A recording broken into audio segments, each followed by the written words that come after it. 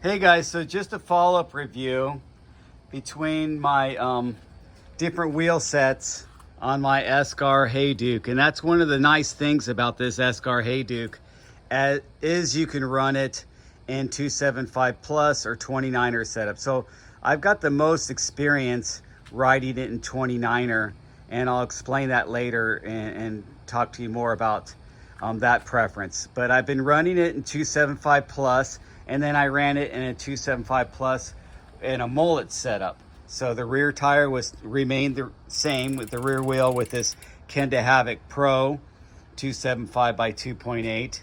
And then I switched out my front to this Coronado 29 by 2.8 and switched it out from this 275.8 Havoc Pro, but this is on a wider rim. This is on these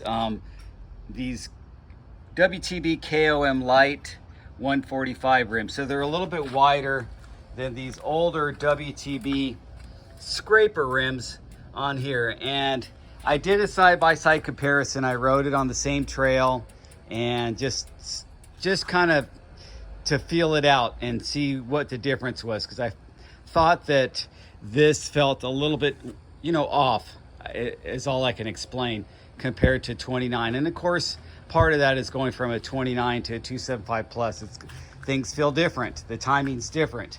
So I ran some numbers, and I'll go through those numbers. So the overall weight, just looking at the weight of this wheel and that wheel, was actually pretty close. It was 5 pounds, 2260 grams.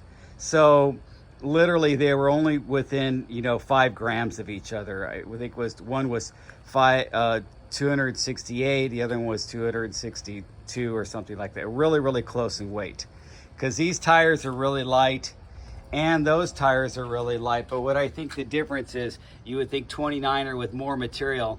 This rim is a lot lighter, the scraper rim, compared to this WTB KOM light rim in a little bit wider width. There's probably just more material, and it's just probably a thicker aluminum. So that's part of it. Then the overall width, so I measured the width.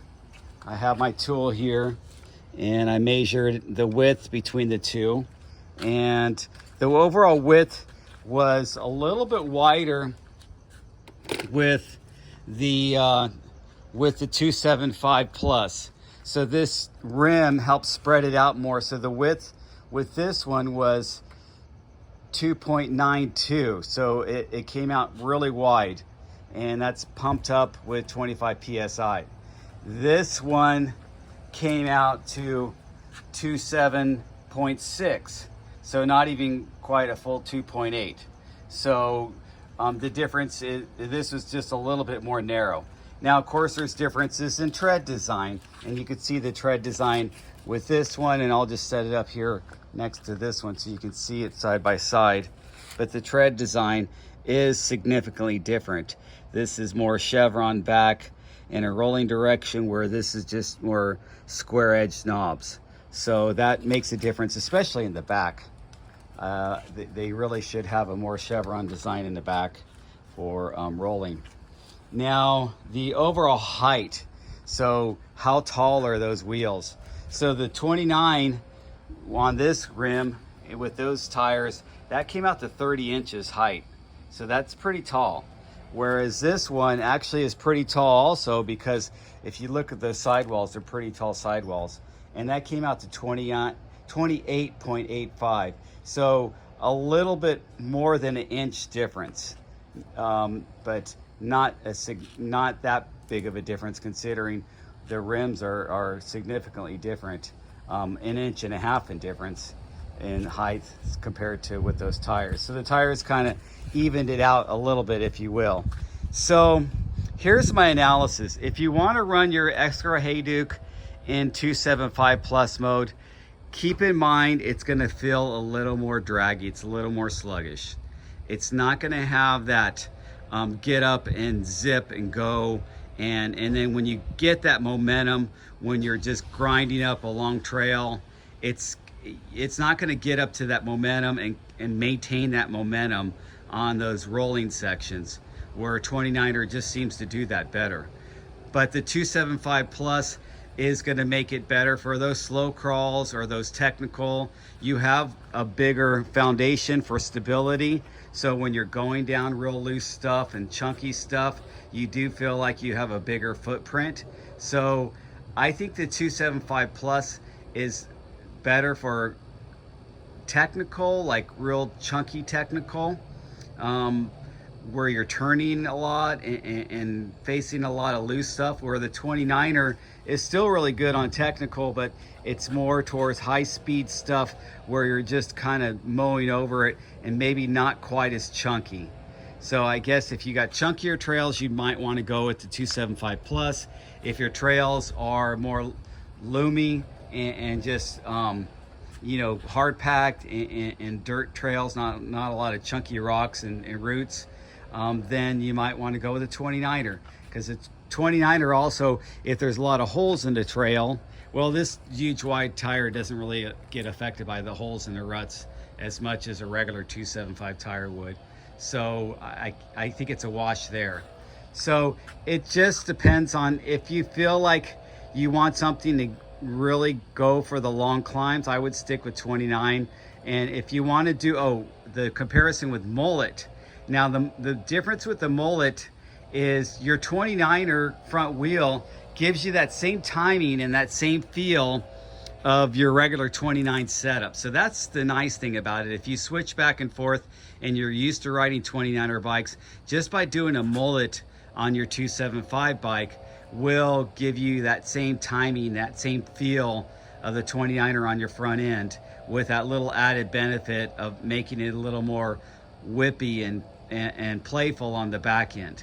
Not that a 29er isn't as playful, but you know, you're spreading out your wheelbase a little bit more in the back with a 29er wheel as you are with a 275. So kind of like, think about, you know, your shortened chainstay, how a shorter chainstay gives you a poppier, playful feel, where a longer chainstay gives you a little more planted feel. Same thing if you have a 29er wheel in back, you kind of have a little more planted, a little more anchored feel for the straight and a long descents, where the shorter wheel is great on the switchbacks and the tight turns. So that's my analogy of both, kind of drag that out. And then tire pressure, you got to play with tire pressure. I go higher tire pressure with these thin casing tires, because these are lightweight tires and they're thinner casing, so they compress a lot.